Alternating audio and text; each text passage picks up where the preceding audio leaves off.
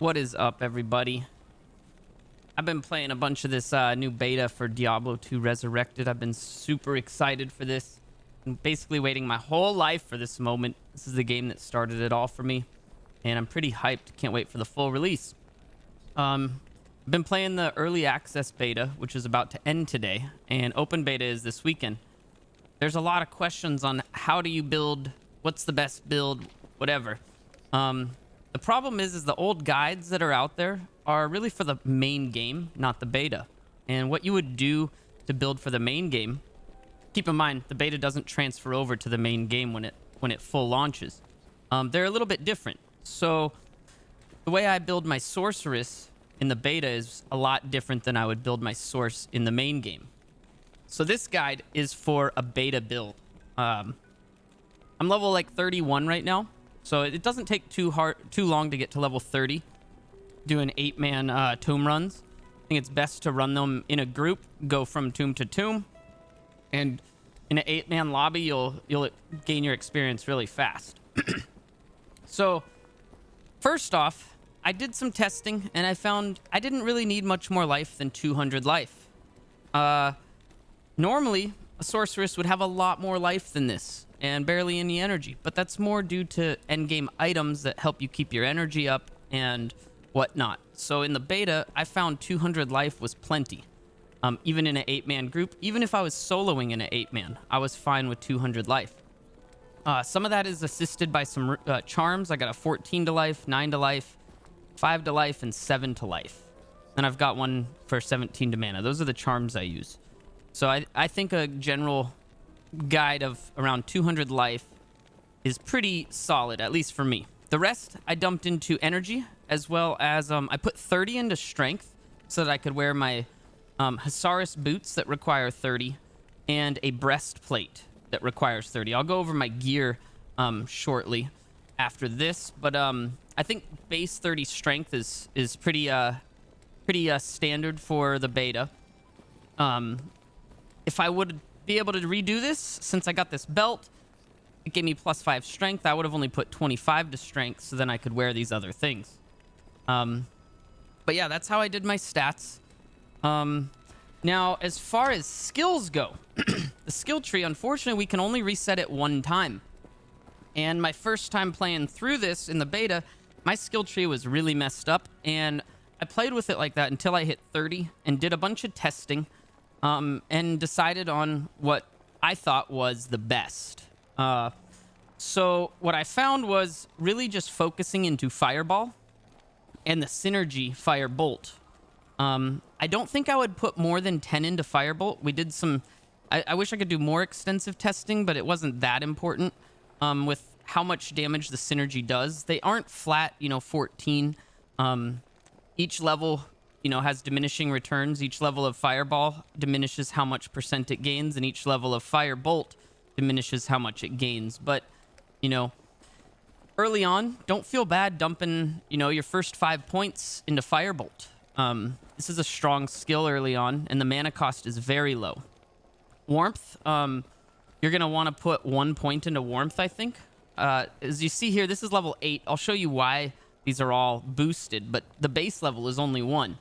My base level of Firebolt is 8. If I was going to redo this again, I'd probably currently right now have that at 5, base level 5, and max my Fireball out. However, you could go like, level 20 Firebolt, level 10 Fireball.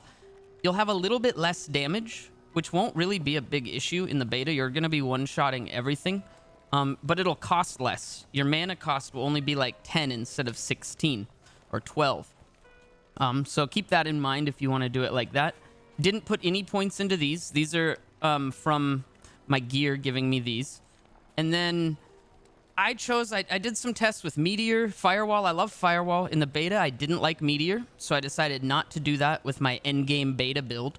And I actually really liked Hydra. It doesn't seem that great. I put 1 point into Hydra, but it's actually really nice for clearing the tomes, and especially if you're solo. It's not that great in a group. It's kind of unnecessary, but solo, if you're struggling finding a group to grind and you're just joining 8-player games and trying to clear your own tomes, which is what I do if I can't get a group, I just try to find some like Act 1 games and go to Act 2 and clear them all myself. Hydra's really useful. You can have 3 out at a time, and they're pretty damn strong. Let me just show you here how they work. You can also pop Blaze regularly. It also does some good damage. As you can see, anything that walks into my Blaze dies. But the Hydras, they're plenty strong to take care of all the trash. So you can have 3 Hydras out there. So when you enter a room, you'll just pop a Hydra and then shoot some fireballs at the big stuff. And then, you know, you pop another Hydra and it'll clear all the trash while you focus on killing the big stuff.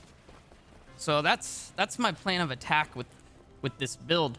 And then after you hit 30, I put everything into Fire Mastery. It gives you about a 6% increase to all your fire skills each level. As far as lightning skills, you're going to want 1 point into telekinesis and 1 point into teleport, so you can teleport. Unless your gear gives you 1 to teleport, you don't need any. A lot of people think, oh, you need static field. And it's true. Early game, you might, before you do your reset, you might spec static field because it's really useful low level. Depends if you're getting carried or not. And late game, like not in the beta, static field is obviously very, very important. But I found it completely pointless. I'm able to do so much damage just with my fireballs that static field wasn't worth the point investment and time that it takes to use it. As far as cold spells go, normally you would have 1 point into either frozen armor, shiver armor, or chilling armor. Obviously, frozen armor I think is the best because it's the only one that actually freezes them. The other do damage and slows them. And I have a point into glacial spike from my weapon, which I really like because it's a freeze. So what I can do is cast these and then pop a glacial spike. Oh, that was weird. So I can throw a glacial spike in between some of these and it'll freeze like, you know, any of the stuff. I don't really use it, but if I was running solo, I would use it more. It's actually really useful to keep the groups away. But that brings us to our gear. The gear is really easy to get for the sorceress in the beta. The leaf staff is extremely OP. It only takes a tier raw rune, which is like, I don't know, maybe tops 5 runs on the Countess. If you don't know what the Countess is, just Google it. It's in Act 1. You just teleport up to the 5th floor and kill her. The trick with it is when you enter her castle or whatever it is, always hug the left side of the wall from the door exit. If you do that and hug the left wall, even if you're facing south, you would then, you know, kind of go to the right of your screen. Whatever the left wall is from the door exit is what you hug, and you'll get to the top real quick. But tier raw is the leaf staff. It base gives you 3 to firebolt, 3 to fireball, no, sorry, 3 to firebolt, 3 to warmth, 3 to inferno, and 3 to fire skills, as well as the 2 to mana on each kill and some other stuff. But here's the trick. If you get it needs a white, which is basically a gray 2-socket staff. Doesn't matter which kind of staff, any of them will work, but it will keep the stats that are on it. So what you want to do, at least once you get to Act 2, you could do this in Act 1 as well with a lower end one, is you come to Drognon and you check his inventory. I would do this in a solo game and look around for 2-socket staffs. There's one. This one sucks. 1 to lightning. That thing sucks. You're going to want to make sure you have some gold when you do this. If you join the game and this door isn't right here and it's over here on the map, just remake a new game until this door is here. All you got to do is step out, step back in, check his inventory again, and you're basically shopping for a better 2-socket gray staff. That one's Frost Nova.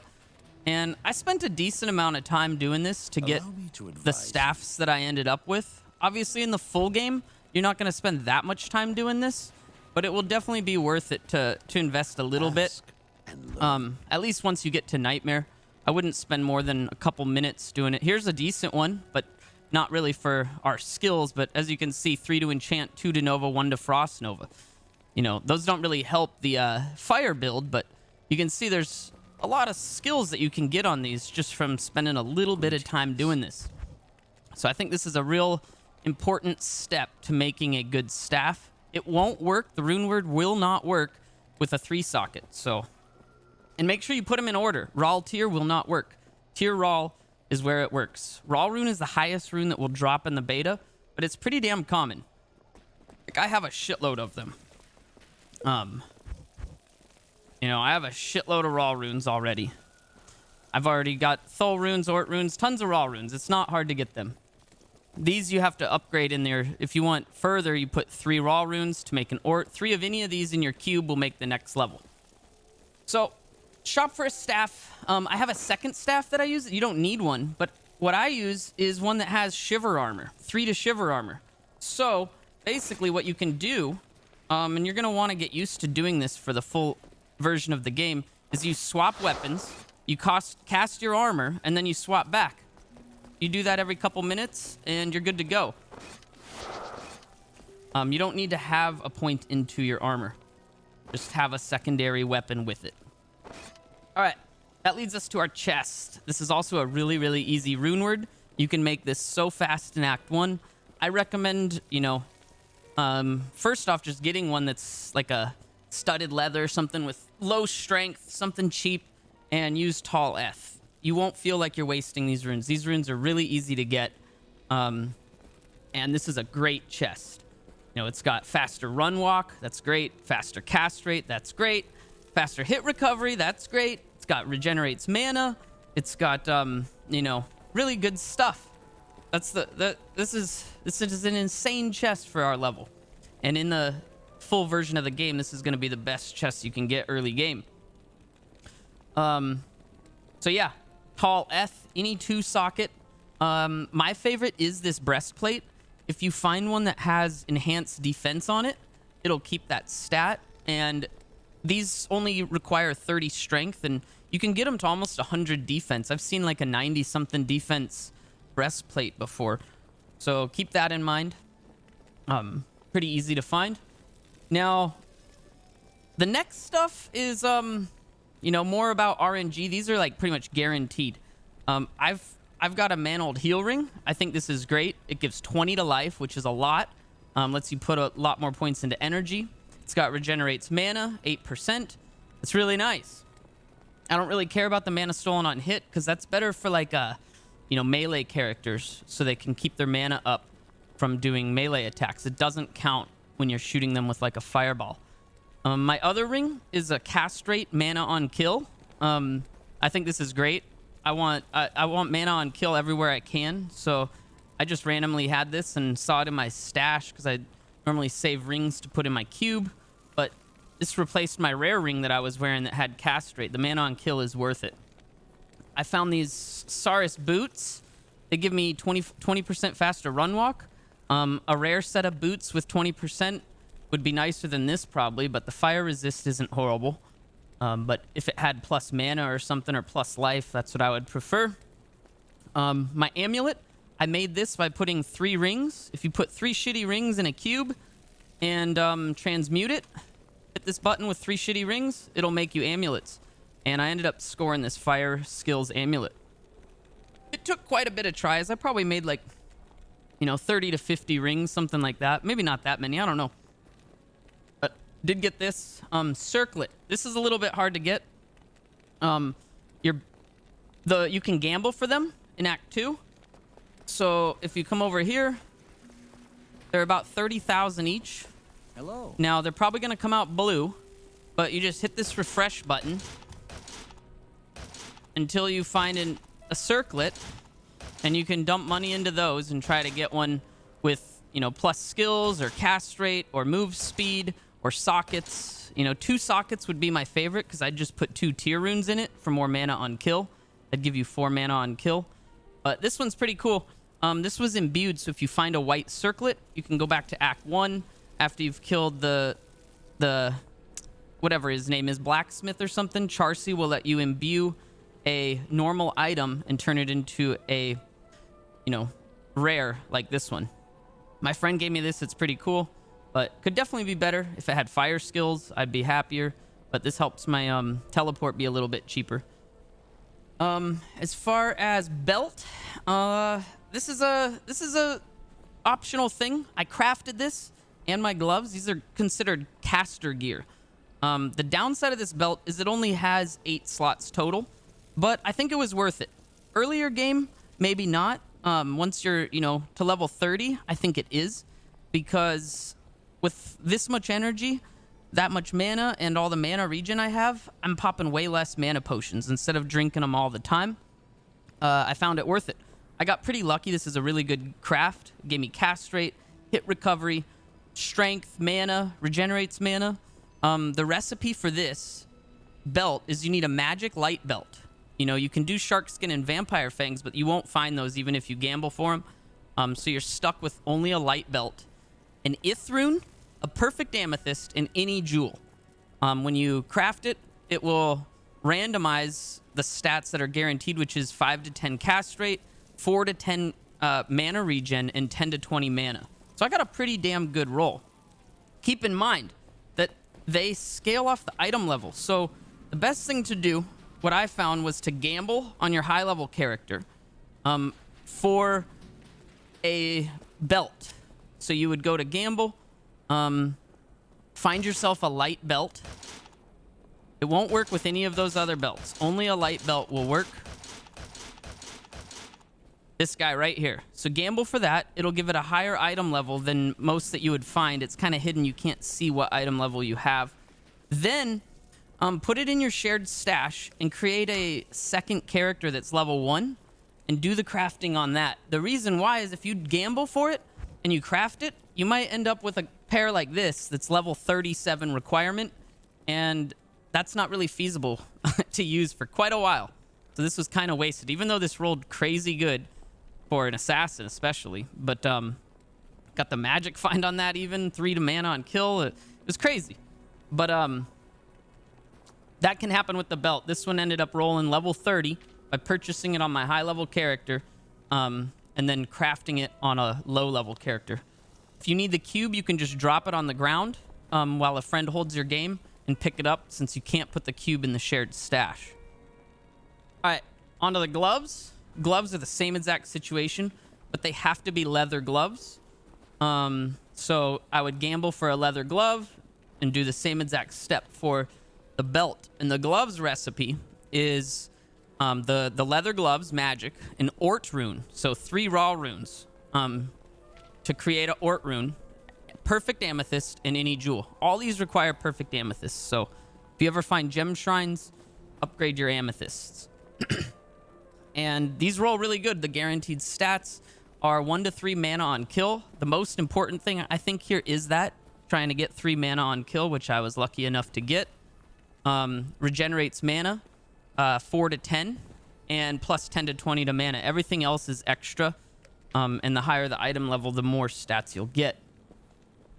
And yeah, that pretty much covers the gear. The boots are the only thing I still could replace. The problem within the beta is they take a Thul rune, and a Thul rune is, I do actually have one, but I don't think I want the boots, because if they don't roll 20% move speed, I'll probably just craft a pair to see. If they don't roll the move speed, I won't use them, but they will increase your max mana 2 to 5%. Regenerates 4 to 10 and gives you 10 to 20 to mana. I am going to use my Thul rune today just to see if I end up getting a badass pair, but it's kind of low priority. And you can also make caster amulets. It's a raw rune, an amulet, amethyst, and jewel. There's caster everything. If you just Google Diablo 2 caster items, you'll find a list of all of them. You can do rings, everything. But that's pretty much it for this build. I found it to be extremely strong, a little bit too strong, but it's I would say the best build for the beta right now. You've got a huge mana pool that you can teleport around with. You've got quite a bit of mana on kill. I think I have 6 to mana on kill. I got crazy move speed, and strong enough that I'm not dying. I got good enough cast rate, hit recovery if I get hit. I've even got half freeze duration if I get frozen. It's pretty nice. I like this build, and it'll one-shot basically everything. I guess I'll just show it in action really quick. Mine as well. This is just a single-player game, so this is nothing special. It's going to be real overkill on damage in a single player. But you'll see. Let's just let my Hydras do some work here. The Hydras fuck shit up. And they're kind of fun to use. And then here's a blue guy. One shot.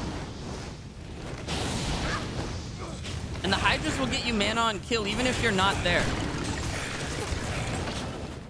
So you can just, you know, teleport into a room, pop your, like, see all that trash there? I don't need to focus on it because my Hydras are going to take care of them.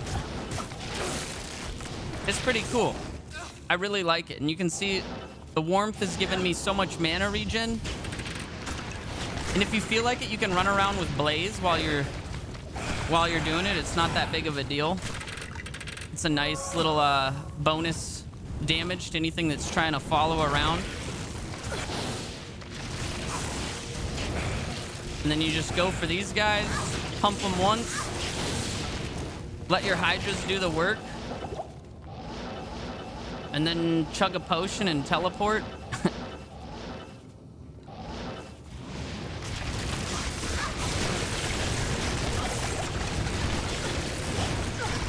And it works really good. I don't think I need more than one shot to kill anything. In an 8-player game, some of the big guys might take more than one shot. But, I mean, this skill is doing over 1,000 damage a shot. 911 to 1,019. That's crazy.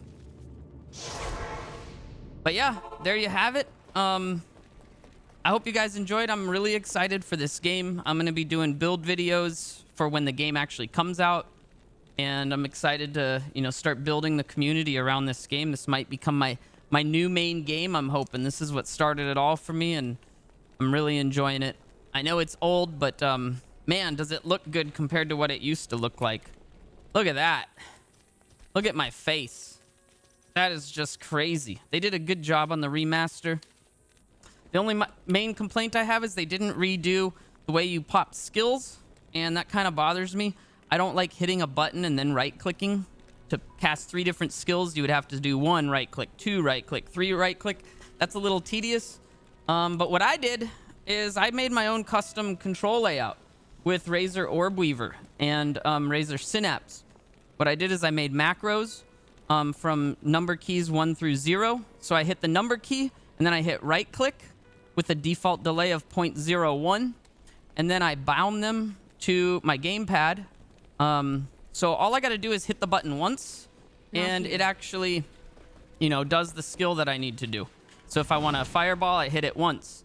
If I want to pop that, I hit it once. I do this just one time. I don't have to right click. It's pretty nice. You can still right click once you hit the button, but didn't take long, and I prefer this gameplay style way more. So if you've got a mouse with software with more than a couple of buttons, you could pull it off. Or if you have an Orb Weaver, it'll be real nice. And it'll feel a lot more like, you know, Diablo 3 or Path of Exile or something more modern in its controls. But thank you guys so much. Don't forget to follow if you haven't already. You can check me out live on Twitch, Twitch TV/Inigo Montoya. Today's the last day of the early access beta, but I'll be back on for the weekend. So maybe I'll see you around. Thanks again for watching, guys.